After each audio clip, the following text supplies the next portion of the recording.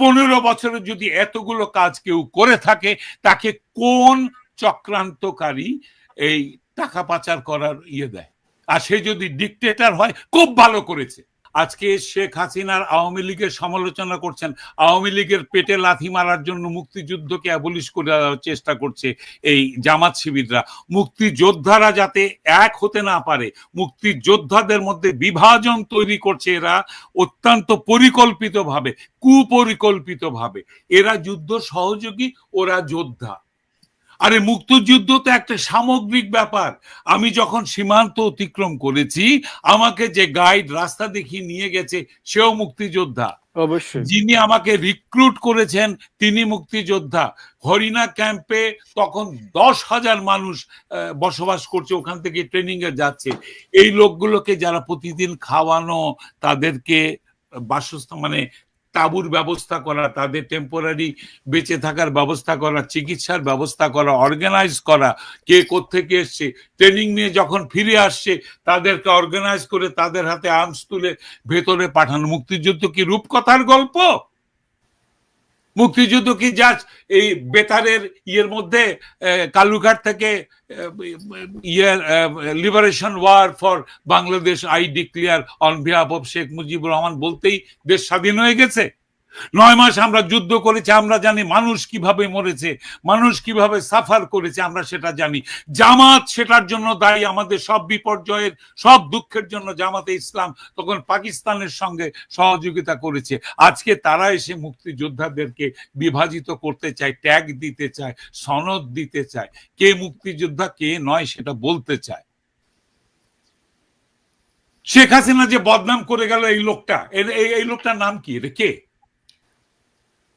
উনি একজন শিক্ষক। তাজুল ভাই, আমার মনে হয় আমিও শিক্ষক, আমি শিক্ষকদের শিক্ষক। ওকে, আমি বলছি এখন পদ্মা সেতু, rail line, metro rail, elevated expressway, 3rd terminal, Hatirjheel প্রকল্প, পূর্বাচল 300 ফিট, উড়াল সেতু নির্মাণ, বঙ্গবন্ধু যমুনা সেতু, যমুনা রেল সেতু, সমুদ্র সীমা বিজয়, বঙ্গবন্ধু স্যাটেলাইট, রূপপুর পারমাণবিক বিদ্যুৎ কেন্দ্র, Karnaphuli tunnel, Cox's Bazar rail line, Cox's Bazar আন্তর্জাতিক বিমানবন্দর, ঢাকা ও চট্টগ্রাম এক্সপ্রেসওয়ে, দায়রা বিদ্যুৎ কেন্দ্র, রামপাল বিদ্যুৎ কেন্দ্র, মাথারবাড়ি তাপ বিদ্যুৎ কেন্দ্র, 119টি বিদ্যুৎ কেন্দ্র স্থাপন, পায়রা সমুদ্র বন্দর, 100টি ইকোনমিক জোন, 560টি মডেল মসজিদ, 1681টি মাদ্রাসা ভবন নির্মাণ, কওমি মাদ্রাসার স্বীকৃতি, উন্নয়নশীল দেশের উন্নতিকরণ, রোহিঙ্গাদের আশ্রয় দান, সমস্ত দেশকে রেলওয়ের আওতায় আনার উদ্যোগ, ফ্লাইওভার নির্মাণ, মহাসড়কগুলোকে 4, 6 ও 8 লাইনে উন্নীত করা,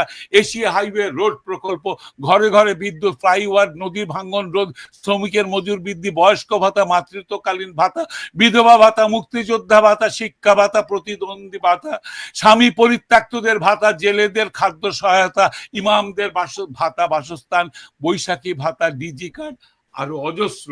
আমার দম কুলাচ্ছে না এতগুলো পড়তে। 15 বছরে যদি এতগুলো কাজ কেউ করে থাকে, তাকে কোন চক্রান্তকারী এই টাকা পাচার করার দেয়? আর সে যদি ডিকটেটর হয়, খুব ভালো করেছে।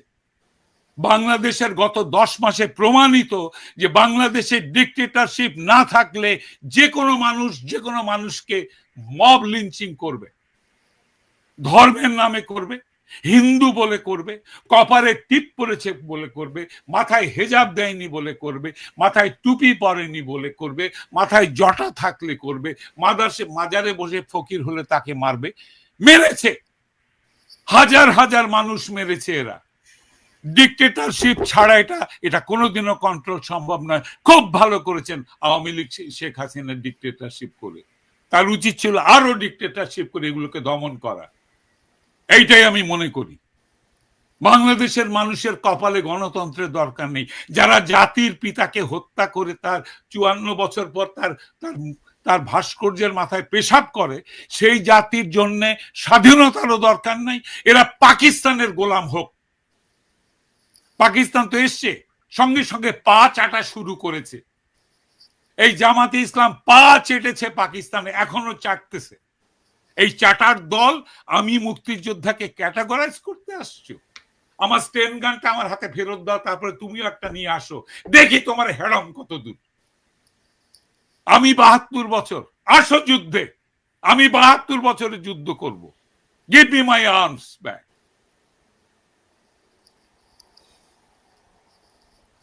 এই যে একজন বীর মুক্তিযোদ্ধার আমরা এই যে আবেগের কথা, সুচিন্তিত বক্তব্য শুনলাম, সবকিছুর সাথে আমরা একমত না হতে পারি, উনি খুব ক্ষোভের সাথে বলেছেন ডিক্টেটরশিপের কথা, কিন্তু কথা হচ্ছে যে এই ক্ষোভটা কোত্থেকে আসে? এই যে দুটো উদাহরণ দিই, আকস্মিক এরা ক্ষমতা আসার সাথে সাথে পাকিস্তান বাংলাদেশে এসে গেছে, পাকিস্তানের সাথে প্রেম ভালোবাসা একবার উতলে পড়ছে, তাদের মিলিটারি লোক পালন করেছে, জিন্নার জন্মদিন পালন করে, তার এগুলা করেছে। তারপরে এই কেউ একটা প্রশ্নের উত্তর দিতে পারবে, এই যে শাহরিয়ার কবিরকে জেলে রেখেছে কেন? তার একমাত্র অপরাধ 71-এর অপরাধীদের বিচার দাবি করে আন্দোলন করেছেন, আর কি অপরাধ? তার বিরুদ্ধে কোনো দুর্নীতির অপরাধ নাই, কিছু নাই, তার একমাত্র তাকে মেরে ফেলতেছে জেলখানায়।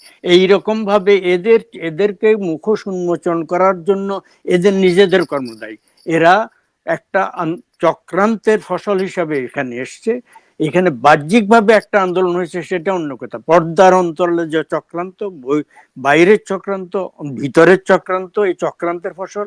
এবং এই ব্যক্তি আকস্মিকভাবে ছেলেদেরা স্বপ্নে দেখেছে তাদের আন্দোলন সফল হওয়ার পরে মানে ফসল। এই আসল কথা বলেছে মাস্টার মাইন্ড আগে থেকেই জানে, তার সাথে যোগাযোগ ছিল, তাকে সেখানে তারা ক্ষমতায় বসিয়েছে। আগে যারা তাদের বিদেশি প্রভু তারা অ্যারেঞ্জ করেছে এই লোককে ওখানে বসাবার, তাদের এজেন্ডা বাস্তবায়নের জন্য। এবং তাদের এজেন্ডা আমরা এখন দেখছি, আমাদের বন্দর, আমাদের করিডোর, আমাদের সেন্ট মার্টিন, আমরা সব এজেন্ডা দেখছি। কোনো মানে লোক অন্ধ না, সমস্ত লোক চালাক। এদের মূর্তি এরা নিজেরাই। বাংলাদেশের ইতিহাসে সবচেয়ে কলঙ্কিত ব্যক্তি হবে এই ব্যক্তি, এবং তাদের মানে ইন অ্যাবসেন্সিয়া মৃত্যু কি প্রয়াণ উত্তর, মৃত্যুর উত্তর কি বলে, মৃত্যুর পরবর্তী, মৃত্যু পরবর্তী মরণ উত্তর। আমি জীবিত থাকেন না থাকি, তাজুল ইমাম জীবিত না থাকেন, আমরা আমাদের এই বাণী, এই বক্তব্য রেখে যাব, এরা যারা জীবিত থাকবে না এই অপরাধের মরণোত্তর বিচার করবে, মরণোত্তর বিচার করবে এই বাংলাদেশে। চরমতম ঘৃণার সঙ্গে এদের নাম উচ্চারিত হবে, চরমতম ঘৃণা, এদের নামে ঘৃণার গায়ত্রী গাওয়া হবে, ঘৃণার গান গাইবে লোকে ঘৃণার গালি দেবে। এদের এই বিশ্বাসঘাতকতা মির্জাফরের বিশ্বাসঘাতকতার চেয়েও খারাপ। মির্জাফর তেমন একটা গালি হয়েছে, ইউনূসও তেমন গালি হবে, আসিফ নজরুলও তেমন গালি হবে। আমি একদম সঠিক কথা বলেছেন। ইতিহাসের মানুষ কথা বলতে পারে না বলে শেখ হাসিনার সময় বাক স্বাধীনতা ছিল না। এখন তো কথা বলার সঙ্গে সঙ্গে এখন পর্যন্ত প্রায় 250 সাংবাদিকের চলে গেছে। পুতুল তুমি সুলতানা, তোমার জানার কথা, রাইট? হ্যাঁ, সাংবাদিকের চাকরি গেছে। মিডিয়া ছিল, মিডিয়াগুলোকে বসংবদ গোলাম বানিয়ে, চাকর বানিয়ে, ওদের অ্যাপ্রুভেল ছাড়া একটা নিউজ দেয় না, একটা নিউজ এরা দিতে পারে না। এদের সমালোচনা করলে তাকে মানে অ্যারেস্ট করে, সে মেরে ফেলে, চাকরিচ্যুত হয়। ওই একটা বাচ্চা ছেলে সাব্বির, নাম শিব্বির, হ্যাঁ মানে আমি দেখলাম ইউটিউবার, তাকে পর্যন্ত জেল 2 মাস ধরে জেলে, ছেলেটা মেরেই ফেলেছে। এরা আবার গণতন্ত্রের কথা এদের মুখে, মারা গেছে, মেরে ফেলেছে। আমি মনে করি না বাঁচিয়ে রেখেছে। ও যেরকম পাওয়ারফুল ইউটিউবার ছিল, ওকে বাঁচিয়ে রাখলে তার কোনো খবরই নাই। জামাত আস্তে করে জবাই করে, বেশি ব্যথা দেয় না, গলার শ্বাসনালীটা কেটে দেয়, হাতগুলো কেটে দেয়। আছে আমার কাছে। কি বলেন, সে তো জেনজি, এবং সে ডক্টর ইউনূস সরকারের অনেক সমালোচনা করে ভিডিওগুলি বানাতো। আমিও কয়েকটা তার ভিডিও দেখেছি, এস এম সাব্বির, এবং খুবই তীক্ষ্ণ বুদ্ধি সম্পন্ন ছেলে, হয়তো 20-22 বছর বয়স। ভাই ওর বয়স বোধহয় বেশি হলেও 14 কি 15 হবে। ইউটিউব করে, একটা ছোট্ট মাইক্রোফোন বলে। মানে আপনি কি জানেন তাকে মেরে ফেলেছে কিনা? আমার ধারণা এরা একটা জেল কিলিং এর জন্য তৈরি হচ্ছে, হয় শুরু করে দিয়েছে, নইলে একবারই মারবে। এর মধ্যে গায়ক, গায়িকা, অভিনেতা, এই যে অভিনেতার বাড়ি পুড়িয়ে দিয়েছে, ইউটিউবার, ব্লগার যারা লেখে, যাদেরকে ধরেছে, এদেরকে এরা ছাড়বে না। ওরা একবারেই কাজ সেরে দিবে, যেভাবে ওরা 4 নেতাকে জেল কিলিং করেছিল আরেকবার করবে। কিন্তু আমি এগেইন এটা উল্লেখ করতে চাই, এই আপনার এই সুযোগ দিয়েছেন এর মাধ্যমে আমি এটা উল্লেখ করতে চাই, তাজুল ইমাম আমরা এই বাণী রেখে যাচ্ছি, এই বক্তব্য রেখে যাচ্ছি আমাদের জাতির জন্য, আমাদের পরবর্তী বংশধরদের জন্য। এদের মরণোত্তর বিচার করা উচিত। এদেরকে বাংলাদেশের ইতিহাসের আনুষ্ঠানিকভাবে, এরা অন্যদেরকে শোনাতে চায়, এদেরকে কুলাঙ্গার ডিক্লেয়ার করা উচিত।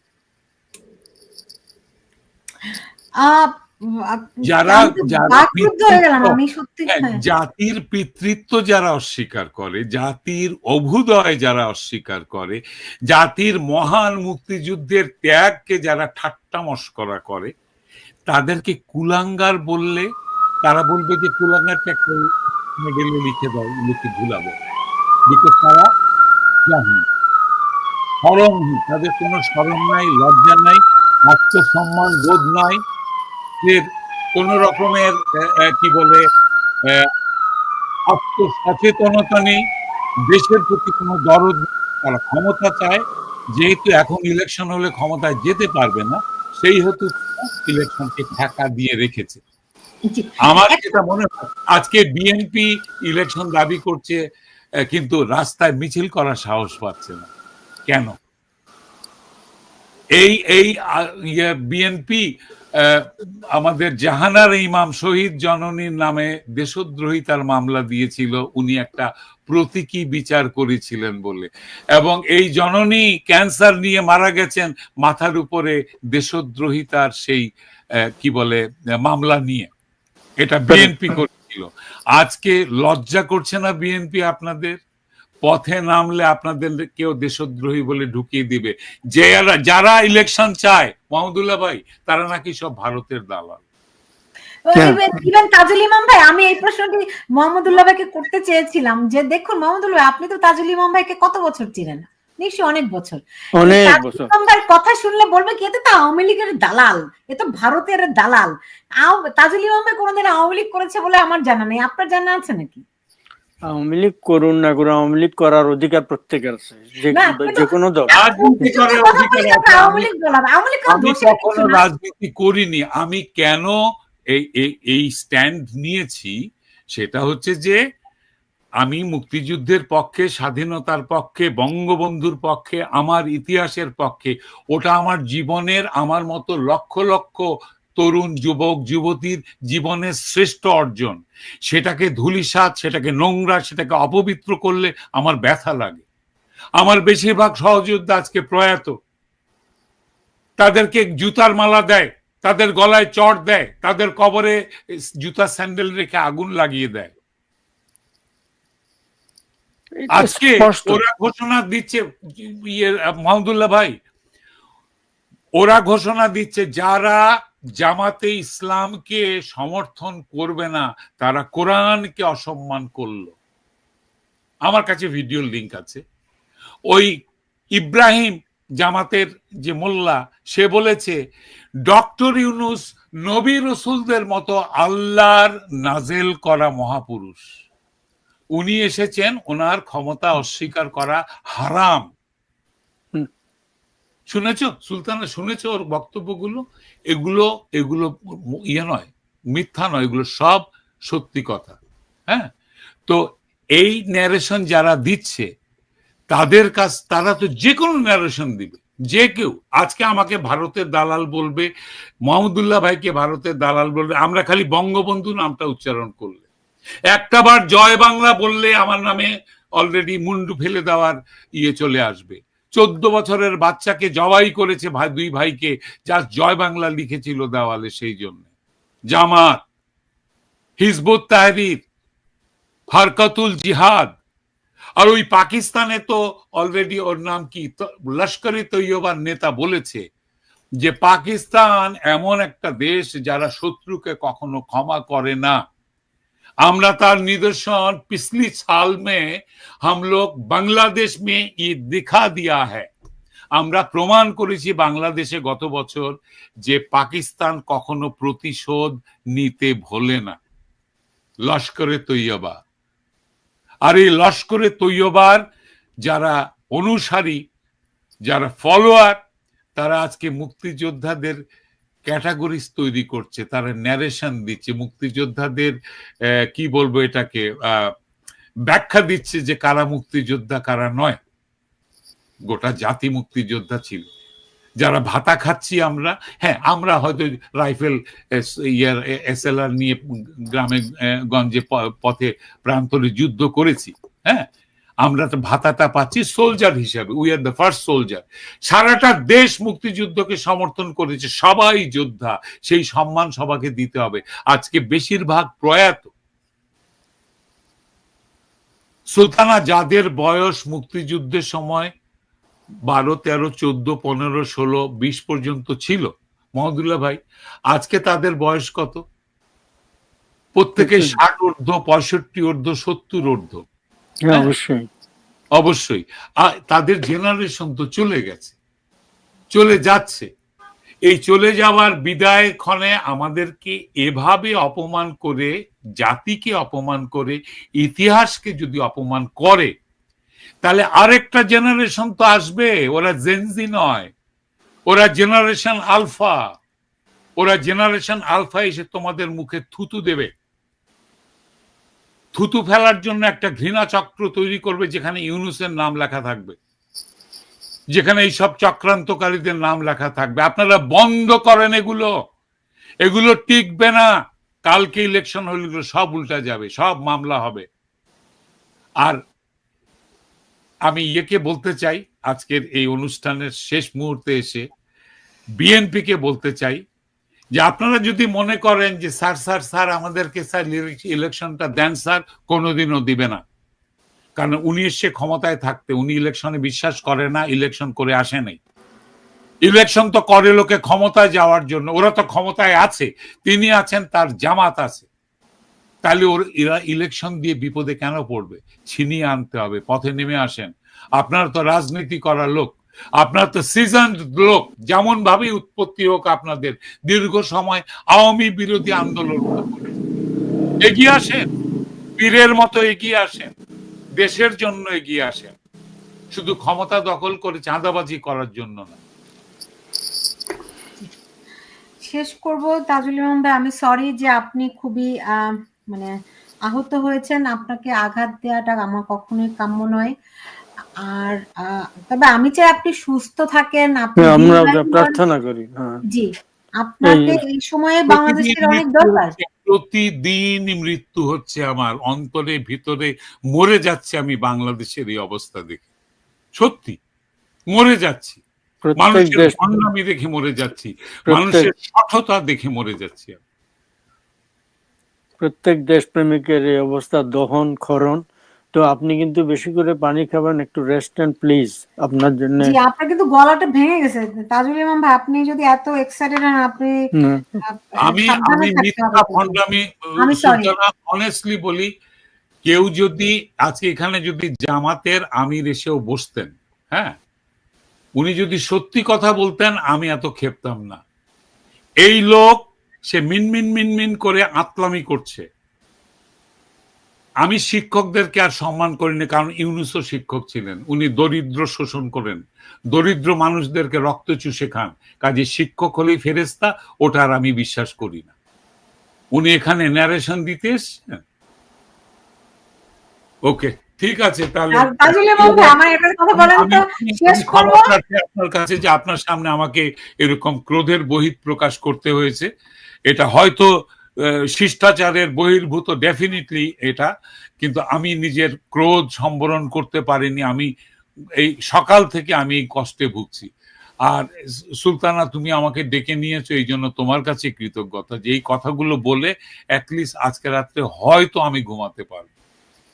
আমিও এই সুযোগ পেয়ে আমিও কৃতজ্ঞ যে কথাগুলো বলতে পারছি। এই যে স্বাধীনতা বিরোধী, মুক্তিযুদ্ধ বিরোধী, ৭১ বিরোধী, বিদেশি চর, অনুচর, কুলাঙ্গাররা, জাতীয় শত্রুরা, এদের যে মুখোশ উন্মোচন তারা নিজেরা করছে, আমরা সেটা ব্যাখ্যা করে জনগণের সামনে, শ্রোতাদের, দর্শকদের সামনে তুলে ধরা, এটা আমাদের কর্তব্য। এবং এদের বিরোধিতা করা, এদের বিরুদ্ধে জনমত তৈরি করা, এবং সেই আলোকবর্তিকা বহাল থাকবে, জারি থাকবে, প্রজ্বলিত হবে, এবং এরা তার দহনে দহনে একদিন শেষ হয়ে যাবে, একদিন, অতি অতি দূর ভবিষ্যৎ না, অনতি দূর ভবিষ্যতে, এই শীঘ্রই এরা এরা এরা দহনে দহনে এরা এরা মানে কলঙ্কে লিপ্ত হবে এদের। অন্তত সেই আশা আমরা করি, সেই নিজেরা নিজেদেরকে কামড়িয়ে খেয়ে ফেলবে, নিজেরাই নিজেদেরকে কামড়িয়ে খাবে, জাস্ট বসে দেখতে হবে আমাদের। নিজেরা নিজের আত্মঘাতী হবে এরা, একে অন্যকে মেরে ফেলবে, কারণ এতখানি গভীর স্বার্থপর এরা, ক্ষমতার লোভ। একদল ছাড়বে না, আরেক দল আসতেই হবে, আরেক দল একটু পরে আয়। সবগুলোর মধ্যে আজকের মিছিল করুক, মিছিলের মধ্যে বোমা মারবে জামাত, মেরে দিবে। মানে চক্রান্ত করছে ভিতরে নির্বাচন পেছানোর জন্য, নতুন কোন অভিসন্ধি বের করবে এই একটা। ফলে দেখা যাক এরা কি করে। কিন্তু এই যেটা তাজুল সাহেব বলেছেন, খুব ইম্পর্টেন্ট ব্যাপার, বাংলাদেশে বাক স্বাধীনতা নাই। কেউ কিছু মৃদু সমালোচনামূলক কিছু বক্তব্য দিলে তাকে সে নিখোঁজ হচ্ছে, যে মেরে ফেলছে, বাড়ি পুড়িয়ে দিচ্ছে, সর্বনাশ করে দিচ্ছে। মানে বাংলাদেশের এক মন্ত্রীর সাথে, প্রাক্তন মন্ত্রীর সাথে মাত্র কয়েকদিন আগে কথা হলো, তার পৈতৃক বাড়ি, তাদের কয়েক ভাইয়ের মিলে সে বাড়ি ধ্বংস করে দিয়েছে, পুড়ে ছারখার করে দিয়েছে। তিনি, তার মানে এরা, তিনি কি ওই বাড়ি কি করেছে, ওই সম্পত্তি করেছে। আর আসল কথা হচ্ছে বঙ্গবন্ধু, যেটা আমাদের মানে স্বাধীনতার সূতিকাগার, যেটা বঙ্গবন্ধুর বাড়ি, বাংলাদেশ রাষ্ট্রের মহান স্থপতি আমাদের, তাকে অবমাননা করা হয়েছে, তার বাড়ি মিউজিয়াম ধ্বংস মানে বুলডোজার দিয়ে করেছে। আমি ইউনুস একটি শব্দ বলেন না, একটি শব্দ না, এরা একটি শব্দ না, আকস্মিক ভাবে বলেছে যে ওগুলো রিসেট বাটন পুশ করা হয়েছে। হ্যাঁ, Anis Ahmed voice of America জিজ্ঞাসা, আমি উল্লেখ করেছি। হ্যাঁ, তারপরে আবার পুশ বাটন করেছে। উনি কি মনে করে যে পুরো বাংলাদেশের ইতিহাস টয়লেট ফ্লাশ? ওনার মাথাটা তো টয়লেট ভেতরে দিয়ে ফ্লাশ করা উচিত তাকে, যাতে ওনার মাথার মগজের আবর্জনা গুলো দূর হয়। একটা অপরাধ হলো। এবং আমাদের যে ভাইরা মুক্তিযুদ্ধের পক্ষে লন্ডনে আছেন, ব্রিটেনে আছেন, তারা ব্রিটেনের চার্লস, রাজা চার্লস, তাকে যে এখন পদক দিতে সেখানে নিমন্ত্রণ, আমাদের ভাইদের উচিত বাকিংহাম প্রাসাদের সামনে গিয়ে মানে শান্তিপূর্ণ প্রতিবাদ করা, ওইখানকার পত্র পত্রিকায় লেখা, ওদের ওখানকার মানে পার্লামেন্টের লোকদের কাছে, সদস্যদের কাছে প্রতিবাদ জানানো, এবং কিথ স্টারমার দেশের প্রধানমন্ত্রী, তার কাছে প্রতিবাদ জানানো। 10 তারিখের মধ্যে করতে হবে সেটা, এটা করা উচিত। যার যেখানে যোগাযোগ আছে, আপনার শ্রোতাদের মধ্যেও কেউ যদি যোগাযোগ থাকে, আমরা আশা করব তারও তাদের যোগাযোগের ভিত্তিতে আবেদন জানাবেন, অনুরোধ করবেন, অর্গানাইজ করার চেষ্টা করবেন। তাকে এটা করার ডিসিশন নিয়েছে, ফেরত আসবে না, কিন্তু প্রতিবাদ একটা হওয়া উচিত তার বিরুদ্ধে, সেখানে তীব্র প্রতিবাদ হওয়া। ভণ্ড লোক।